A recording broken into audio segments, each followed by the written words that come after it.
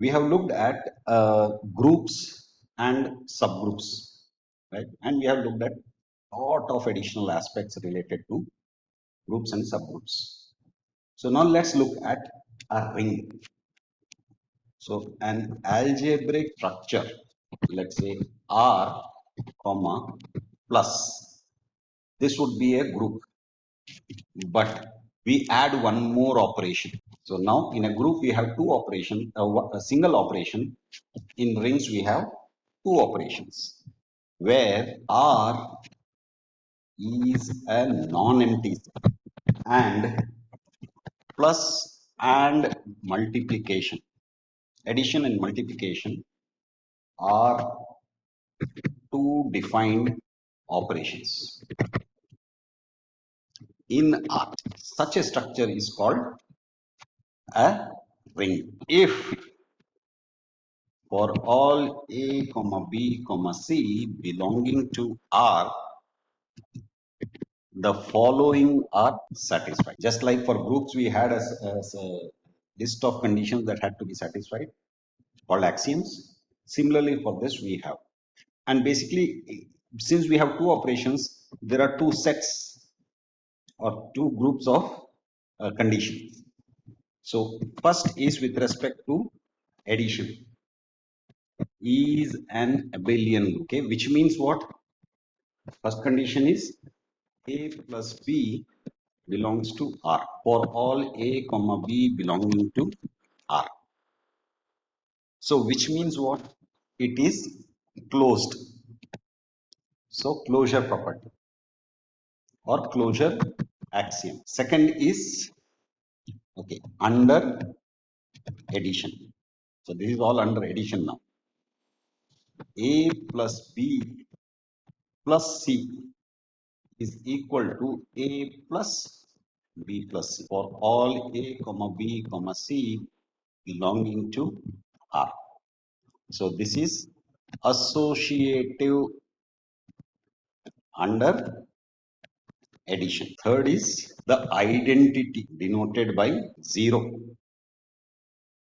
with respect to addition. So A plus 0 is equal to 0 plus A equal to A for all A belonging to R. Okay, the next is there exists an element minus A for all A belonging to R such that A plus minus A is equal to the 0, that is the identity. So this is what inverse axiom or additive inverse. And the fifth one is A plus B is equal to B plus A.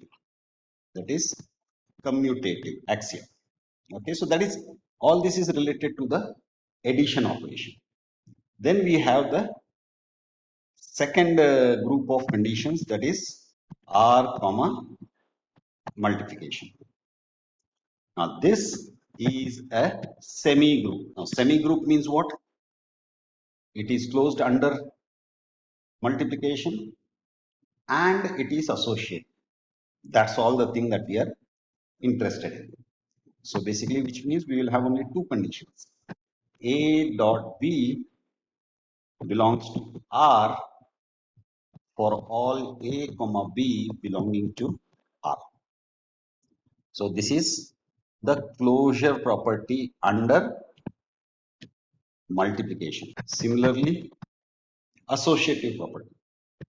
A dot B dot C is equal to A dot B dot C for all A comma B comma C belonging to R. This is associative under multiplication. And the third one is a combination of these two. That is, multiplication is distributive over addition. That is, if I have A dot B plus C, this would be equal to A dot B plus A dot C, and other way around also. B plus C dot A is equal to B dot A plus C dot A. So if all these conditions are satisfied, then we can call that structure as a ring. So let's look at elementary properties of a ring. So this is described as a theorem. If R is a ring, then for all A, comma B, comma C belonging to R, A dot 0 is equal to 0 dot A is equal to 0. Second is A dot minus B is equal to minus A dot B is equal to minus A dot B. And the third one is minus A times minus B is equal to A dot B. So let's prove these one by one. So let's take the first one. It says A dot 0 is equal to 0 dot A is equal to 0. So this is what we have to prove. So let's say A dot 0 is equal to, now this 0 can be written as 0 plus 0, right? And then we can use the distributive property and say A dot 0 plus A dot 0, and this is for all A belonging to R, okay? And A dot 0 can be written as 0 plus A dot 0 is equal to A dot 0 plus A dot 0. Now we are in addition now. So what we can do is we can cancel these, right cancellation, which means 0 is equal to A dot 0 or A dot 0 is equal to 0. Now similarly we can prove it the other way around also. So 0 dot A is equal to 0 plus 0 dot A. 0 dot A is equal to 0 dot A plus 0 dot A. And here we can do it like this. 0 dot 0 plus 0 dot A is equal to 0 dot A plus 0 dot A. So again, we can do right cancellations and we end up with 0 is equal to 0 dot, or 0 dot A is equal to, so therefore A dot 0 is equal to 0 dot A is equal to 0. So that was the first one. Now let's look at the second one. The second one says A times minus B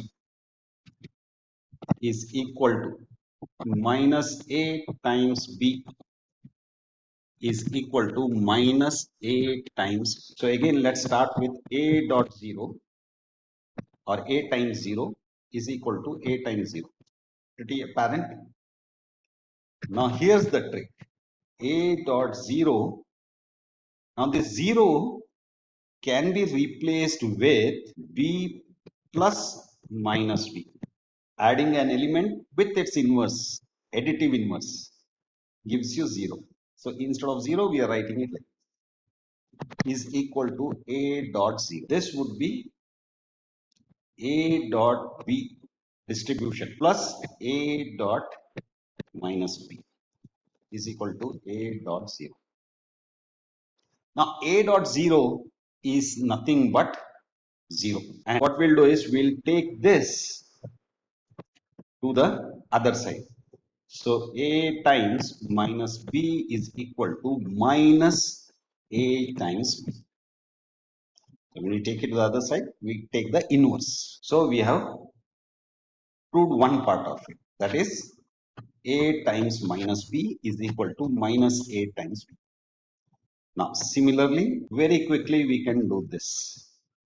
0 times B is equal to 0 times B. Right?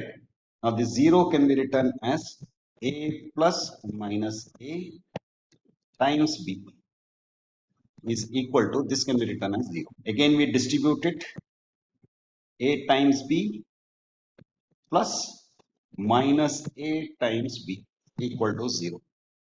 And now we take this to the other side. So what do we get? Minus A times B is equal to minus A times B. So therefore, we have arrived at the entire thing. That is A times minus B is equal to minus A times B is equal to minus A times B, right? Now let's look at the third one. Third one says minus A times minus B is equal to A times B. See, these things are, this is what we have been doing in the entire high school mathematics. When we come to abstract algebra, because we are also aware of a lot of other types of number systems, we need to be much more precise. Okay. So in this case, what do?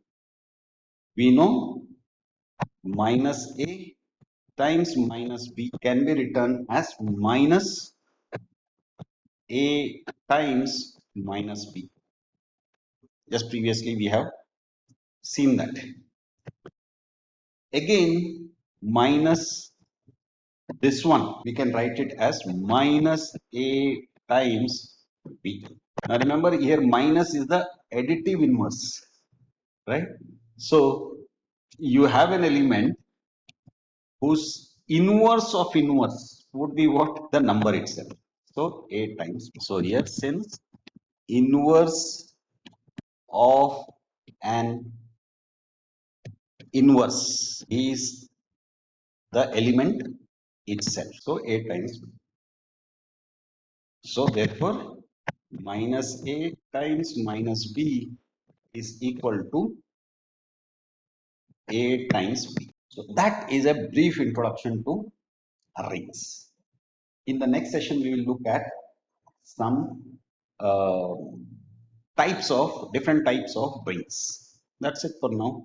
Bye.